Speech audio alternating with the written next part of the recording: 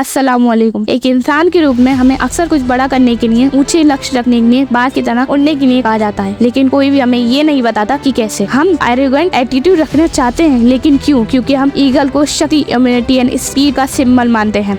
इसलिए हमें ईगल की तरह ही power, immunity, speed and vision की जरूरत है। मैं आपको 5 चीजें बताऊंगी जो ईगल करते हैं, जो आप भी अपनी जिंदगी में अपना सकते हैं। इसे आप लिख लीजिए। पहला बात, अकेले उड़ते हैं। जो अकेले उड़ते हैं उनके पंख सबसे ज्यादा मजबूत होते हैं। अकेले उड़ने से डरो मत। अकेले चलने के लिए वास्तविकता यह है कि लोग आपकी बात नहीं समझेंगे, सपने और आपकी विजन, यहाँ तक कि वे आपका समर्थन नहीं करेंगे। कुछ नकारात्मक लोग तो यहाँ तक होंगे जिन्हें आप अपने सपने के बारे में बताएंगे तो वे आपको रोकने की कोशिश करेंगे, वे आपको नीचे गिराने की कोशिश करेंगे, वे उस अवसर को नहीं दे पाएंगे जो आप अपने लिए देते हैं। इसलिए आपको अकेला चलना होगा, आपको नकारात्मकता से ऊपर उठना होगा, आपको अपनी यात्रा के लिए शुरू करनी पड़ेगी। और यदि आप अकेले उड़ना और अकेले चलना सीख जाते हैं तो आप सबसे मजबूत और शक्तिशाली व्यक्ति होंगे। आपका आत्मविश्वास बढ़ेगा। अकेले उड़ने में डर लगता है पर वो एक समय तक ही लगेगा। चील कबूतरों के साथ नहीं उड़ती, इसलिए अपने साथ उड़ने के लिए किसी पर निर्भर न रहे। आसमान छूने की ताकत तो हर किसी में होती है, लेकिन छूने की हिम्मत हर किसी में नहीं होती। आपके अंदर एक शक्ति है जिसे आपको पहचानना होगा। यदि आप अकेले नहीं उड़ते हैं, लेकिन